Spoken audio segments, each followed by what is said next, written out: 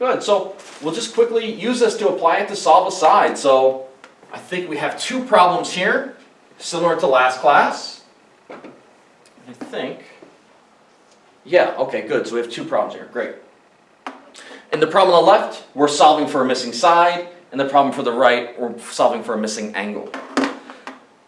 Okay, so let me write our c squared is equal to a squared plus b squared minus 2ab cosine c. Now what's important here isn't the letters. It's not like every triangle has a side A, every triangle has a side B. So like, how do we figure out what goes where into our equation? The important part is our c. C is the angle that we are using. So in this case, the only angle we have in this triangle is 34. So that's going to be our C. So let's see, maybe I'll even just go in here and I'll erase this. So our angle C, actually, you know, I'm going to put it right underneath. So I'll say we're going to do cosine of 34. And then we need to figure out the rest of these things. It's still going to be 2 times something minus, let's figure out the rest of these things are. Okay, so if this is our angle C, A and B are just going to be the sides that are on either side of that angle. Doesn't really matter which one's A or B, we don't really care. So I'll call this, we'll say this is going to be my A, and this is going to be my B. So I go into the equation, I say, okay, well a squared, wherever I see a, I'm going to replace it with 5. So instead of a squared, 5 squared, plus, instead of b, I'm going to say 11 squared, minus 2 times, let's see, a is 5, b is 11, and that's all equal to c squared, and we know side C is opposite from angle C. So that's our side opposite our angle. So this must be our C, the value x squared. So that's it. Well, almost it, right? We have x squared is equal to this whole mess. So we need to find x is going to be equal to just the square root of this entire mess. And if you need to do this in smaller steps in your calculator, that's fine. If you want to solve this first and then take the square root, that's fine. This will be the most accurate answer. And we can do this, I'll do this just with this calculator. I have the other one, but let's see. We'll do the square root, so the yellow button. We need to do parentheses in here.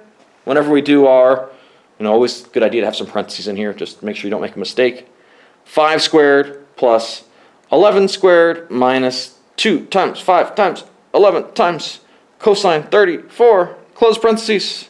And we should get an answer of, I hope I'm right, nobody can correct me, x is going to be 7.4.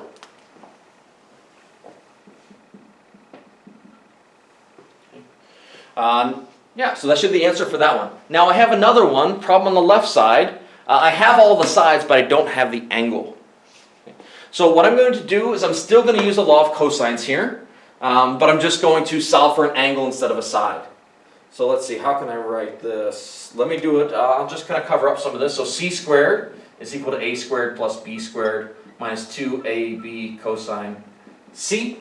Again, the first thing I should do is figure out, okay, what angle is going to be my angle c? In this case, I'm trying to find this angle, so I'll make that x. So x.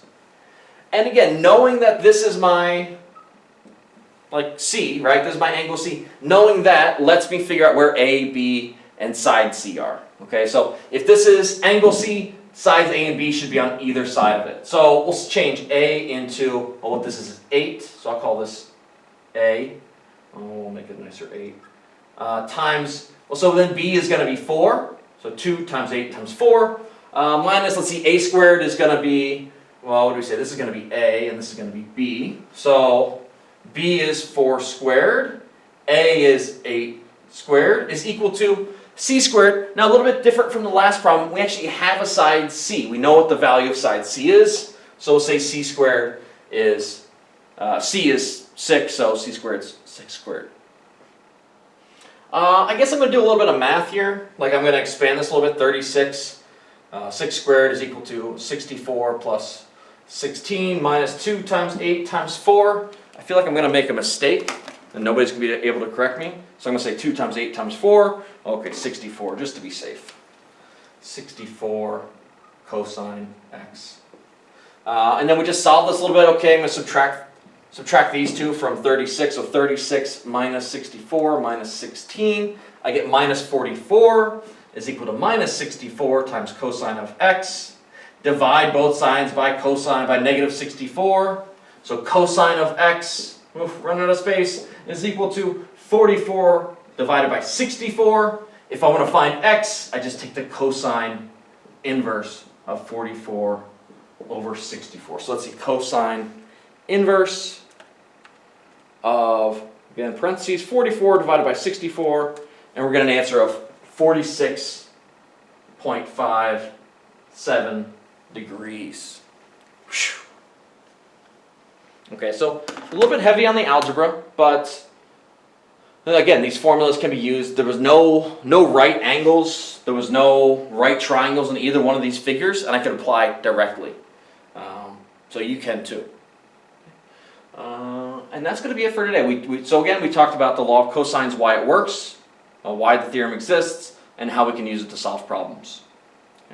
Good. So okay, that should be good. Do your practice. Contact me if you have any questions. Thanks. Bye.